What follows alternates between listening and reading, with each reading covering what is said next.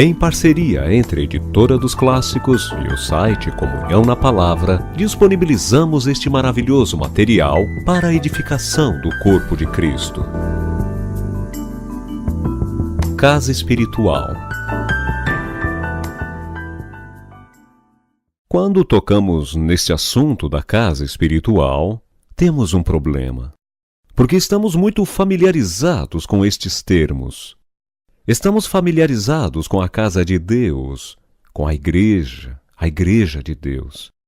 E porque isso é tão familiar para nós, temo que tenhamos perdido a agudeza, a convicção, a confiança que é necessária quando tocamos o propósito eterno de Deus. Por isso, nossa oração é que o Senhor nos capacite a nos esquecer de tudo o que conhecemos no passado sobre a casa, o lugar de habitação, a igreja.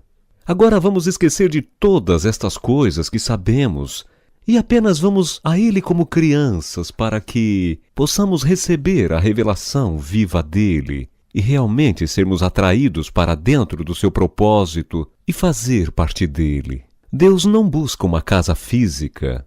Infelizmente, isso é o que sempre pensamos que Ele deseja. Ele quer uma casa espiritual. Ele só pode morar em uma casa espiritual porque o céu e o céu dos céus não pode contê-lo. Ele é muito grande para o universo físico. E Deus é espírito. Por isso que Ele deseja uma casa espiritual. E Ele quer encontrar esta casa no homem. Esta é a razão por que em Isaías é dito: mas o homem para quem olharei é este, o aflito e o abatido de espírito, e que treme da minha palavra. Isaías capítulo 66, verso 2. Não é para qualquer tipo de homem. É o homem espiritual que Deus quer edificar como sua casa espiritual. A primeira menção da casa de Deus é encontrada em Gênesis capítulo 28. Creio que estamos familiarizados com a história. Jacó, aquele trapaceiro, roubou não apenas o direito de nascença, mas também a bênção de primogenitura de seu irmão. Por isso teve de fugir para sobreviver. Ele estava no deserto e o sol tinha se posto. Assim, tomou uma pedra e fez dela um travesseiro para reclinar sua cabeça. Agora este próprio quadro mostrará a você quão miserável, quão deplorável, quão triste é a situação. E contudo no lugar menos provável, o deserto. Para a pessoa menos provável, Jacó, o suplantador, sob a condição menos provável, porque ele era uma pessoa sem lar, fugindo de seu irmão e de sua casa, a primeira menção da casa de Deus foi revelada.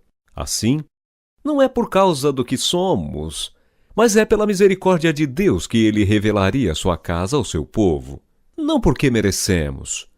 Tudo é pela misericórdia de Deus. Jacó teve um sonho, e nele viu uma escada que alcançava o céu. Deus estava parado no topo da escada. Jacó estava dormindo aos pés dela, e os anjos de Deus subiam e desciam muito ocupados por ela. E Deus falou com Jacó. Esta é a primeira revelação da casa de Deus. União e comunhão. O que é a casa de Deus? É a união e comunhão de Deus com o homem em Cristo Jesus. Hoje sabemos o que é esta escada porque em João, capítulo 1, verso 43 até o 51, Natanael, aquele judeu sincero, foi conduzido ao Senhor. Ele não podia crer que alguma coisa boa pudesse vir de Nazaré. Contudo, o Senhor, quando ouviu, disse: Eu te vi quando estava debaixo da figueira. João, capítulo 1, verso 48. E é estranho que imediatamente Natanael tenha dito: Mestre, és o Filho de Deus, tu és o Rei de Israel. João capítulo 1, verso 49. Por quê? Porque ele era um verdadeiro israelita. Evidentemente, sob a figueira ele estava sonhando sobre o reino porque esta árvore é um tipo de Israel. Ele estava sonhando com o reino do Messias. Estava ansiando pela vinda daquele reino. Por isso, quando o Senhor disse: Ei, eu te vi quando estava debaixo da figueira, ele realmente falou ao seu coração e Natanael imediatamente compreendeu que Jesus era o Messias. Mas o Senhor disse: pois maiores coisas do que estas verás. João capítulo 1, verso 50. Natanael estava apenas pensando no reino messiânico, aquela grandeza. Mas não há nada maior do que isso, e o Senhor disse: vereis o céu aberto e os anjos de Deus subindo e descendo sobre o Filho do Homem. João capítulo 1, verso 51. Aqui descobrimos que esta escada é o Filho do Homem, aquele que é o Filho de Deus, aquele que é igual a Deus, aquele que é a forma de Deus, que esvaziou a si mesmo e tomou a forma de um servo, mesmo a forma de um homem. Ele veio a este mundo para se tornar o Filho do Homem, porque tinha de ser esta escada. Ele é aquele que conecta a terra com o céu e o céu com a terra. Ele é aquele que traz Deus para junto do homem e o homem para Deus. Ele é o único caminho pela qual Deus pode vir a nós. E ele não apenas traz Deus para junto do homem, mas há uma comunhão entre o homem e Deus. Os anjos estavam subindo e descendo sobre aquela escada. Sabemos que os anjos são servos, ministradores. Eles ministram Deus ao homem e ministram o homem a Deus.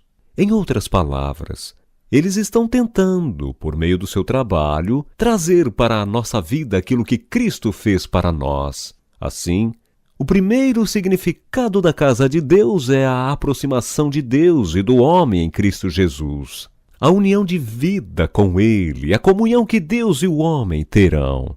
Ora, o próprio Deus parou no topo da escada e disse a Jacó: eu sou o Senhor, Deus de Abraão teu pai, e Deus de Isaque. A terra em que agora estás deitado, eu te darei a ti e a tua descendência. A tua descendência será como o pó da terra. Estender-te-ás para o ocidente e para o oriente, para o norte e para o sul. Em ti e na tua descendência serão abençoadas todas as famílias da terra. Eis que estou contigo e te guardarei por onde quer que fores, e te farei voltar a esta terra, porque não te desampararei, até cumprir aquilo que tenho falado. Gênesis capítulo 28, versos 13 a 15. Aqui descobrimos que Deus é o doador. Ele está dando tudo e Jacó é o receptor. Ele é aquele que recebe, mas infelizmente depois de Deus ter falado a ele se levantou e disse: na verdade o Senhor está neste lugar e eu não sabia. E temendo disse: quão temível é este lugar! Gênesis capítulo 28, versos 16 e 17. Em um sentido, Jacó sabia que não estava preparado para Deus, porque ele é santo. Contudo, olhe para Jacó, que pessoa ele era. Ele entendeu isso. Desse modo, quando esta revelação lhe foi dada, ele disse que era uma surpresa. Não sabia que Deus estava presente ali com ele. Quem poderia pensar que Deus estaria com tal pessoa?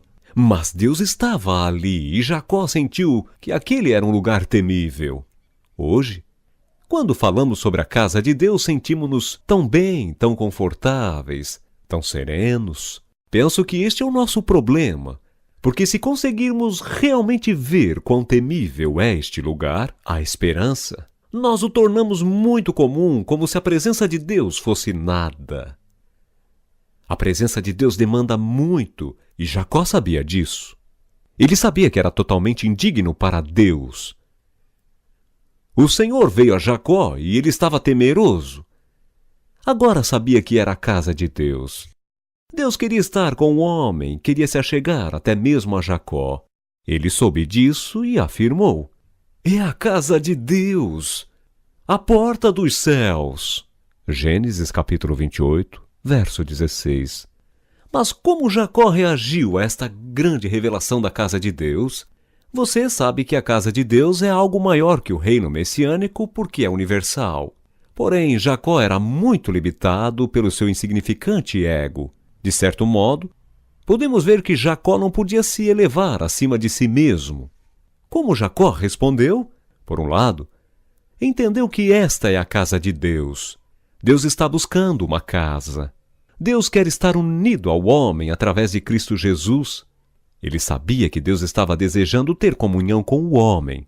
Ele sabia todas as coisas e ainda assim, por outro lado, não podia compreendê-las. Não podia entender. Não podia ir além de sua compreensão. Ele era Jacó. Por isso começou a barganhar com Deus. Você pode dizer que ele não creu em Deus e no que ele disse, mas penso que ele creu. O problema foi que ele estava muito confinado pelo seu próprio ego. Deus deu-lhe grandes promessas e ainda assim ele barganhou com Deus por poucas coisas, porque isso é tudo que ele entendeu. Ele disse "se". Ele não podia confiar em ninguém. Por isso disse: "Se Deus for comigo e me guardar nesta jornada que empreendo, e me der pão para comer e roupa que me vista, de maneira que eu volte em paz para a casa de meu pai, então o Senhor será o meu Deus, e a pedra que erigi por coluna será a casa de Deus.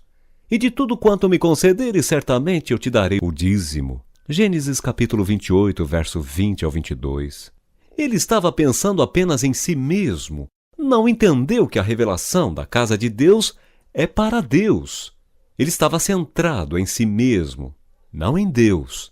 Estava interessado apenas em si mesmo, em seu próprio bem-estar.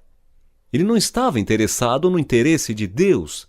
Ele era tão limitado por si mesmo que, ainda que Deus lhe desse comida para comer, roupas para vestir e, finalmente, o conduzisse seguro para casa, ele diria: "Esta coluna será a tua casa." Em outras palavras, ele estava pensando apenas no aspecto físico, como se Deus quisesse uma casa física.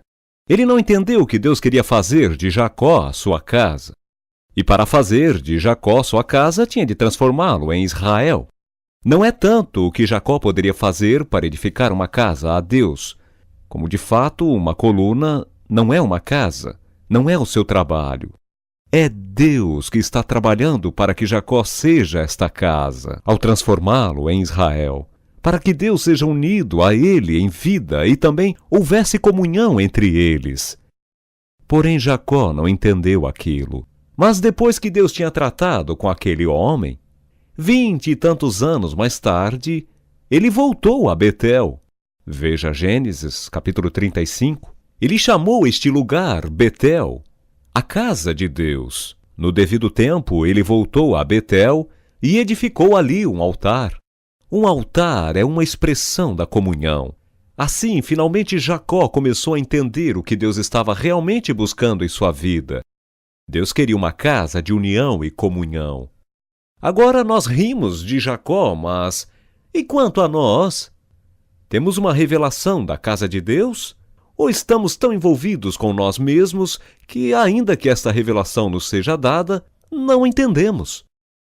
Talvez mentalmente tenhamos alguma ideia da casa de Deus, a porta do céu.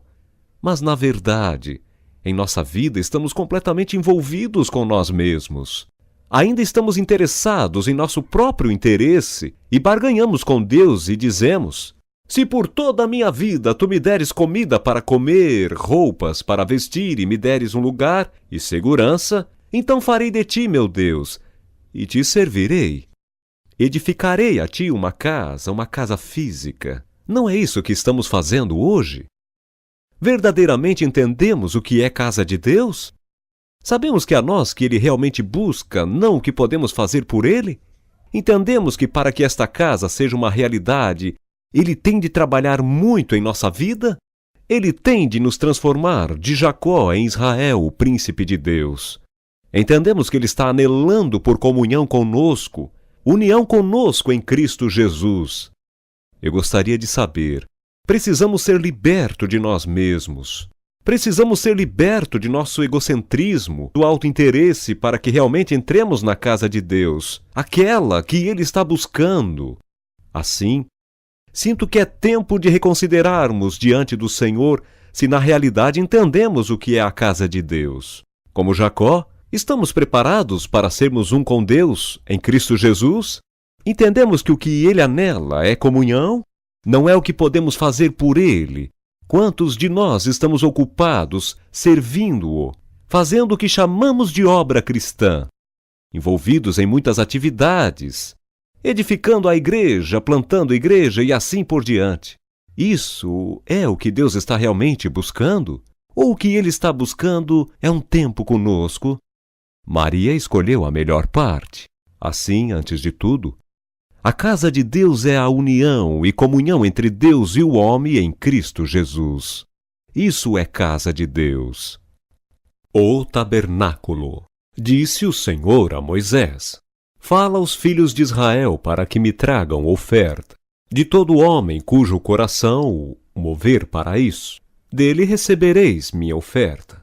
E me farão um santuário para que eu possa habitar no meio deles, segundo tudo que eu te mostrar para modelo do tabernáculo e para modelo de todos os seus móveis. Assim mesmo o fareis. Porás o propiciatório em cima da arca, e dentro dela porás o testemunho que eu te darei. Ali virei a ti, e de cima do propiciatório, no meio dos 2 querubins que estão sobre a arca do testemunho, falarei contigo acerca de tudo que eu te ordenar para os filhos de Israel. Êxodo capítulo 25. Quando entramos neste assunto da casa de Deus, descobrimos o tabernáculo. Depois de Deus libertar os filhos de Israel do Egito, não lhe disse por que os libertou. Qual era o seu propósito em libertá-los? No entanto, depois que os levou ao Monte Sinai, revelou a eles não apenas os 10 mandamentos, mas também o tabernáculo. Infelizmente, hoje conhecemos mais os 10 mandamentos do que o tabernáculo, como se Deus não tivesse revelado nada além dos 10 mandamentos no Monte Sinai. Na realidade, Deus revelou os 10 mandamentos aos filhos de Israel como seu testemunho, como a lei dada ao seu povo. Mas, além disso, depois de ter dado os 10 mandamentos, o testemunho, a lei, ele revelou a Moisés o padrão do tabernáculo. E ele disse: Tragam-me uma oferta alçada. Uma oferta alçada é uma oferta de amor. Em outras palavras, não é algo forçado, mas é algo que você dá por amor. De um povo redimido, Deus pede uma oferta de amor. De fato, nós que somos redimidos somos comprados por um preço, com o próprio sangue de nosso Senhor Jesus. Não somos mais de nós mesmos, somos de Deus. Pertencemos a Ele, que tem todo o direito de nos pedir oferta. Mas esta não é a forma de Deus operar, porque se Ele o fizesse assim, nunca teria sua casa. Tendo em vista uma casa, mesmo com o povo redimido, Deus nunca trata conosco de forma legalista. Ele sempre trata conosco em amor. Por isso disse: Agora, você é um redimido, eu o tirei da escravidão. Você é uma pessoa livre. Agora, da sua livre vontade, você dá para que um santuário seja feito para mim, um tabernáculo para que eu possa habitar em seu meio. Portanto, o propósito da redenção é para que Deus habite com seu povo. Os filhos de Israel foram escravos por muito tempo e, de repente, obtiveram sua liberdade. Uma vez que foram libertos, podem ter pensado: agora podemos fazer o que não podíamos fazer no passado. Agora podemos ter o que o nosso coração deseja. Agora podemos viver nossa própria vida. Inicialmente éramos escravos, não podíamos fazer o que queríamos, não podíamos ter o que queríamos. Agora somos livres.